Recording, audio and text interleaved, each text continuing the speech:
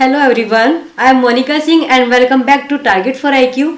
देखिएगा, आज हमने ना एक अपना मोस्ट इम्पोर्टेंट टॉपिक रखा है, इसको जल्दी से कवर करेंगे।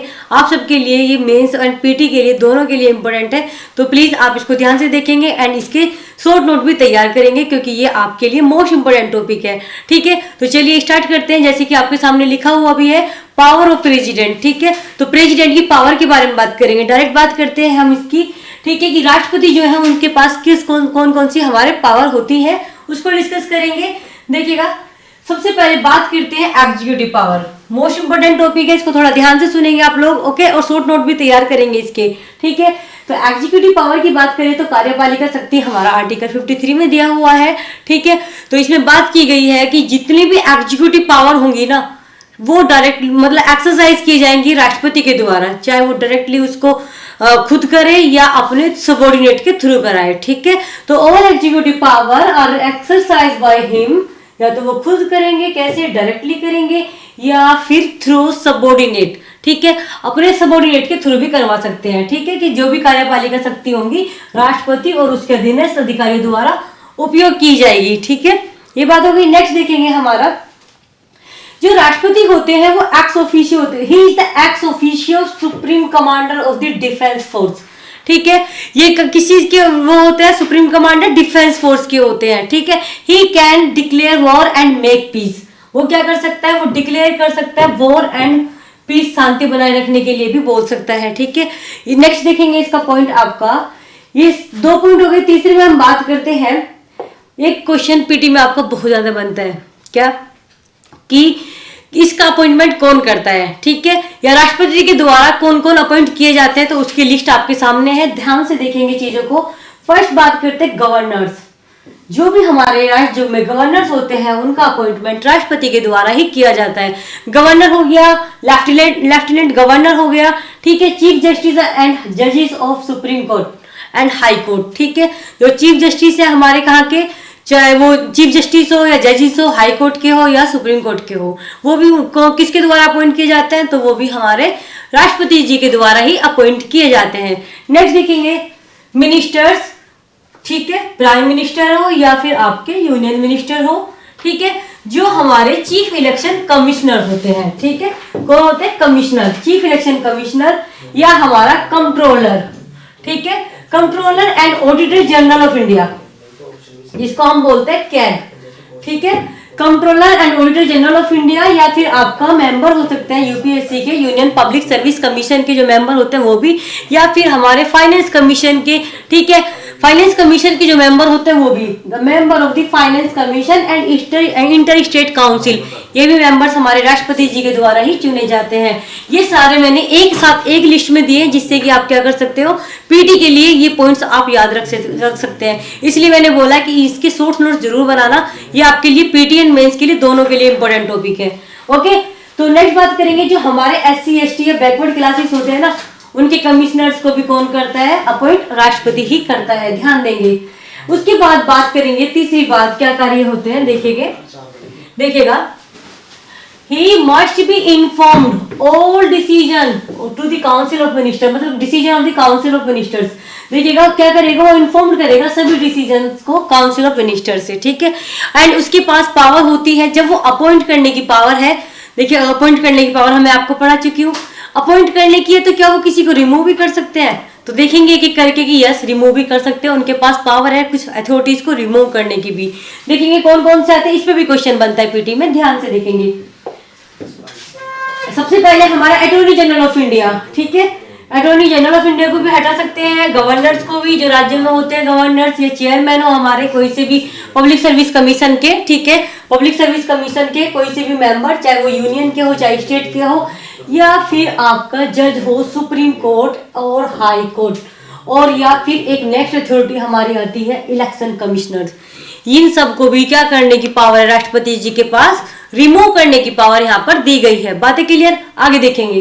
लेजिस्लेटिव पावर, देखिएगा, एक पावर हम पढ़ चुके हैं, अब हम पढ़ने जा रहे हैं लेजिस्लेटिव पावर।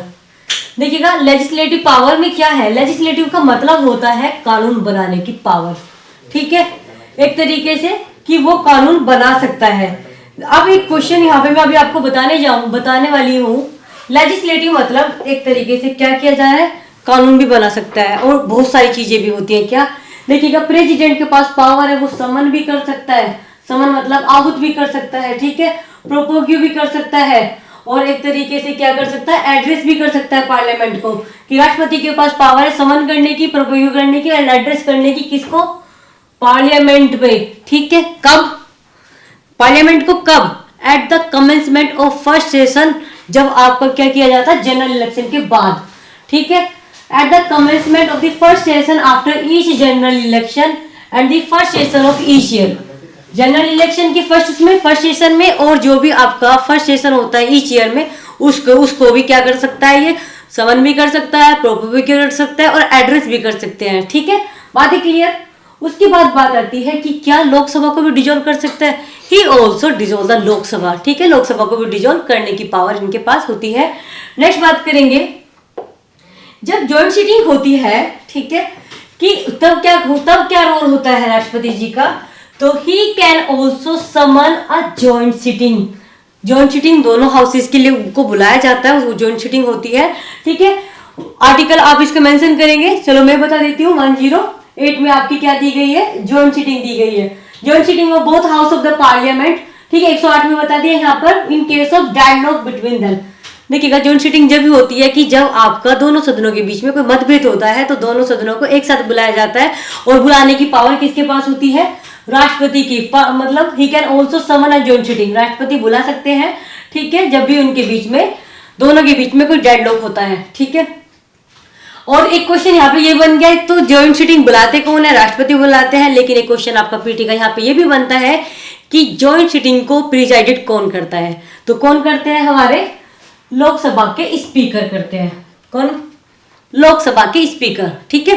आगे देखेंगे, well parliament is not in session, ये क्वेश्चन आपका बहुत इंपॉर्टेंट है, पीटी में पूछा जाता है आपसे कि ऑर्डिनेंस कौन बना सकता है, राष्ट्रपति बना सकते हैं। एक क्वेश्चन ये बनता है कि ऑर्डिनेंस मेकिंग पावर जो है राष्ट्रपति की, वो कौन सी पावर में आती है, तो ये हमने अभी पढ़ी, लेजिस्लेटिव पावर में आती है, ठीक है। इस तरीके से भी क्वेश्चन बनता है। एंड ऑर्डिनेंस का आर्टिकल आप मुझे कमेंट बॉक्स में जरूर बताएंगे कि कहाँ पे बनाते हैं ये ऑर्डिनेंस, पता होनी चाहिए, बेसिक आर्टिकल है और इंपॉर्टेंट आर्टिकल है। उसके बाद ये कुछ रिपोर्ट्स भी देते हैं पार्लियामेंट के सामने, जैसे कि एनुअल फाइनेंशियल स्टेटमेंट हो, चाहे आपका कैग की कोई रिपोर्ट्स हो, ठीक है। और जैसे कि आप लॉ के स्टूडेंट्स हैं, और एक हमारा सबसे फेवरेट क्वेश्चन होता है कि उसको असेंट कब मिली, असेंट किसकी मिलती है, हमारे यहाँ पर जब दोनों सदनों से पास हो जाता है कोई भी बिल, और उसके बाद क्या होता है, राष्ट्रपति जी के पास भेजा जाता है और उसको असेंट दी जाती है, जैसे कि अभी हमारे तीनों क्रिमिनल लॉज को असेंट दी है राष्ट्रपति जी ने, ठीक है। इसी तरीके से क्या होता है कि जब तक राष्ट्रपति साइन नहीं कर देगा तो क्या कोई लॉ कानून बन जाए, लॉ बन जाएगा, कोई बिल एक्ट बन जाएगा, तो नो, असेंट इज नेसेसरी, ठीक है। No bill can become an act without the president signature, बिना इनके सिग्नेचर के कोई कानून नहीं बनेगा, ठीक है। ये बात हो गई, लेजिस्लेटिव पावर पढ़ी। नेक्स्ट बात करेंगे, यहाँ पर एक क्वेश्चन बनता है कि लोकसभा में कितने मेंबर को नॉमिनेट किया जाता है, तो कितने मेंबर होते हैं, 12 किया जाता है, तो ये कौन सी पावर में आता है, क्वेश्चन यहाँ पे ये बनता है, तो कौन सी पावर में आता है, वो भी आपका लेजिस्लेटिव पावर में आता है। बात है क्लियर, प्रेसिडेंट कितने मेंबर नॉमिनेट करेगा, 12, एंड 12 कौन सी पावर में आएगा, लेजिस्लेटिव पावर में आएगा। अब लेजिस्लेटिव पावर पढ़ ली, अब नेक्स्ट आई आपकी फाइनेंशियल पावर। क्या इनके पास कोई फाइनेंशियल भी पावर होती है, तो यस, मोस्ट इंपोर्टेंट पावर होती है मनी बिल से रिगार्डिंग में, ठीक है। No money bill can be introduce, no money bill can be introduce, ठीक है, क्या नहीं हो सकता, इंट्रोड्यूस नहीं हो सकता without the president previous sanction. जब मनी बिल को लाया जाता है लोकसभा में, तो उससे पहले क्या किया जाता है, प्रीवियस सैंक्शन के लिए राष्ट्रपति जी के पास भेजा जाता है, ठीक है। तो ये वाली बात होती है कि कोई भी राष्ट्रपति की पूर्व सहमति के बिना कोई भी धन विधेयक प्रस्तुत नहीं हो सकता है, ठीक है। ये वाली बात हो गई। मनी बिल का आर्टिकल भी आप कमेंट बॉक्स में जरूर लिखेंगे। He can make advance out of the contingency fund of India to meet unforeseen expenditures। देखिएगा, ये एक तरीके से क्या कर सकते हैं, ये एडवांस, देखो कोई परिस्थितियां ऐसी हो गई जैसे कोरोना टाइम आया, या फिर कोई अनफोर्सीन कंटिजेंसी, ऐसी आकस्मिक घटना घट गई, या कोई ऐसी मतलब जरूरत पड़ गई देश में, उसके लिए पैसा भी एक तरीके से एडवांस में रखा जाता है, ठीक है। तो यही रखते हैं, किस चीज के लिए, कंटिजेंसी फंड रखते हैं, ठीक है, अगर कोई भी अनफोर्सीन एक्सपेंडिचर्स होते हैं। नेक्स्ट बात करेंगे, या पॉइंट किसको करते हैं, the appoint the finance commission after 5 year to recommended the distribution of tax between the centre and district. ठीक है, एक तरीके से अपॉइंट किया जाता है फाइनेंस कमीशन को आफ्टर एवरी 5 ईयर, जो रिकमेंड करता है कि टैक्सेस का बंटवारा किस प्रकार से होगा, किसके मध्य, बिटवीन स्टेट एंड सेंटर। ठीक है, उसके बाद बात करेंगे, नेक्स्ट पावर आती है आपकी कौन सी, judicial. Judicial and diplomatic power, most important power judicial and diplomatic. एक पावर आती है राष्ट्रपति की पार्डनिंग पावर। ठीक है, आर्टिकल आपके सामने लिखा हुआ है 72। ठीक है, the president is empowered to pardon offenders, और वो रेमिट भी कर सकते हैं, रिप्लाई भी कर सकते हैं, सस्पेंड भी कर सकते हैं और कम्यूट भी कर सकते हैं उनके सेंटेंस को। कौन से आर्टिकल में, 72 में बताया है मैंने अभी आपको, 72 में। ठीक है, तो राष्ट्रपति के पास पावर है किसमें, 72 में। ठीक है, 72 के अंतर्गत किसी दोषसिद्धि अपराध के दंड को क्षमा, प्रतिलोम या विराम या परिहार मंजूर करने आदि की शक्ति राष्ट्रपति के पास होती है। उससे रिलेटेड हम कुछ 2 केस देखेंगे, ध्यान देंगे क्या, केहर सिंह बनाम भारत संघ का केस है। ठीक है, सुप्रीम कोर्ट के यहाँ 5 जजेस बेंच का ये केस है आपका। ठीक है, ये निर्णय दिया कि राष्ट्रपति को अनुच्छेद 72 के अंतर्गत क्षमादान की शक्ति स्वतंत्र शक्ति है, जिसका प्रयोग में मामले के गुणागुण पर विचार करने पर कर सकता है न्यायालय का निर्णय, चाहे जो हो। देखिएगा, पार्डनिंग पावर राष्ट्रपति जी के पास है, तो उसमें यह बात बोला गया कि उनके पास पूर्ण रूप से उनकी पावर है। ठीक है, एक तरीके से स्वतंत्र शक्ति मतलब इंडिपेंडेंट है, वो किसी के प्रेशर में आके काम नहीं करेंगे हमारे राष्ट्रपति। ठीक है, वो उनके पास कैसी पावर है, स्वतंत्र पावर है, और वो जो चाहे according to facts and circumstances of the case वो अपना डिसीजन दे सकते हैं। ठीक है, ये वाली बात आती है। वो देखेंगे कि क्या परिस्थिति है, मेरिट्स क्या है, मेरिट्स एंड डिमेरिट्स क्या है केस के।